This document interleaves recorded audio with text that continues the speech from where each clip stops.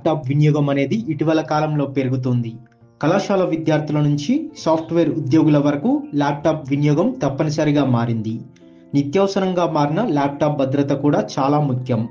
Laptop వాడకంలో మెలకువలు పాటిస్తే అది దీర్ఘకాలం సురక్షితంగా ఉంటుందని నిపుణులు సూచిస్తున్నారు. ల్యాప్టాప్ వినియోగంలో తీసుకోవాల్సిన మెలకువలను టెక్నీషియన్ శ్రావణ్ వివరించారు. బ్యాటరీ పనితీరు దెబ్బతినకుండా చూసుకోవాలి.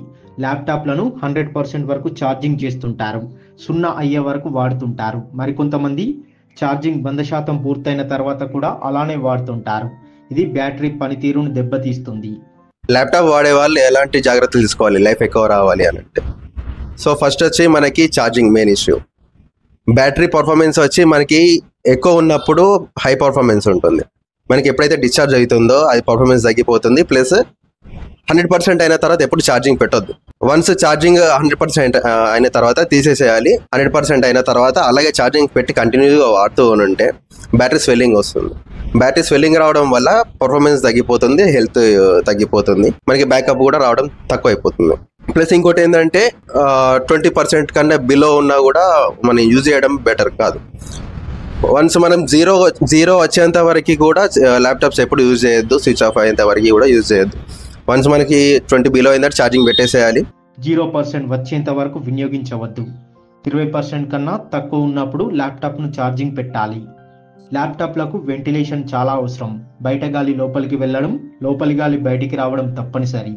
ల్యాప్టాప్లలో ఫ్యాన్లు కింద వైపు ఉంటాయి. తొడలపై, బెడ్, సోఫాపై పెట్టుకొని వాడుతుంటే వెంటిలేషన్ సరిగ్గా ఉండదు. దీని ద్వారా త్వరగా హీట్ అవుతాయి. ఆ తర్వాత పనితీరు మందగించి హ్యాంగ్ అవుతుంటాయి. అందుకే ఎప్పుడు వెంటిలేషన్ ఉండేలా చూసుకోవాలి. దుమ్ము లోపలికి పోకుండా చూసుకోవాలి. చాలామంది ల్యాప్టాప్లను షట్ డౌన్ చేసిన తర్వాత మూసివేయకుండా అలానే వదిలేస్తారు. దీనివల్ల దుమ్ము, ఇతర చిన్న అణువులు కీబోర్డు, స్పీకర్ల ద్వారా లోపలికి వెళ్తాయి. దీంతో పనిచేయడంలో అంతరాయం ఏర్పడుతుంది. ఎప్పటికప్పుడు శుభ్రంగా ఉంచుకోవాలి. ఇంటర్నెట్లో కనిపించే థర్డ్ పార్టీ యాప్లను సైతం ల్యాప్టాప్లో చాలామంది ఇన్స్టాల్ చేస్తుంటారు. ఇది వ్యక్తిగత గోప్యతతో పాటు సిస్టమ్ పనితీరును దెబ్బతీస్తుంది. సంబంధిత మైక్రోసాఫ్ట్ స్టోర్, యాప్ స్టోర్ నుంచి ద్వారా యాప్లను ఇన్స్టాల్ చేసుకోవాలి. మీరు బెటర్ ఏంటంటే ఛార్జింగ్ పెట్టున్నప్పుడు ఎక్కువ యూజ్ చేయకుండా ఉంటే బెటర్. అండ్ నార్మల్ ఏంటంటే ల్యాప్టాప్స్ పైన ఫుడ్ పెట్టుకొని తినడం కానీ, లేదంటే బెడ్ పైన పెట్టి యూజ్ చేయడం కానీ జరుగుతుంటుంది.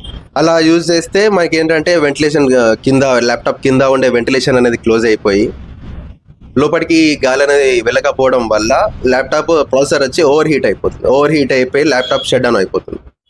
బెటర్ ఏంటంటే టేబుల్ పైన పెట్టి వాడడం కానీ, లేదంటే కూలింగ్ ప్యాడ్స్ పెట్టుకోవడం కానీ బెటర్. మీకు హింజెస్ అనేది టైట్ కావడం వల్ల ఓల్డ్ మోడల్ ల్యాప్టాప్స్ ఎట్లా అంటే సైడ్కి ఫ్రేమ్ వస్తుంది.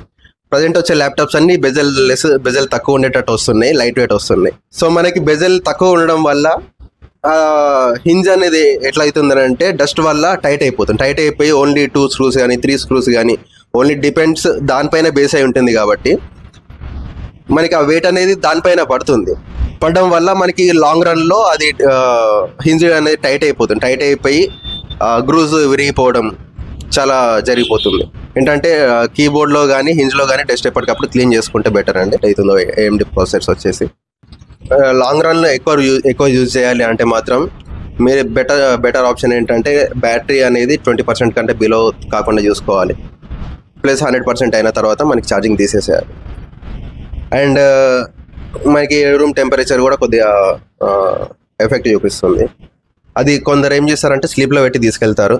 స్లీప్లో పెట్టినప్పుడు ఏంటంటే వోల్టేజ్ రన్ అవుతూ ఉంటాయి బోర్డ్లో. సో మీరు బెటర్ ఏంటంటే స్లీప్లో పెట్టి అసలే క్యారీ చేయొద్దు ల్యాప్టాప్. మీరు ఎట్లా వెళ్తే షట్ డౌన్ చేసి తీసుకెళ్ళారండి బెటర్.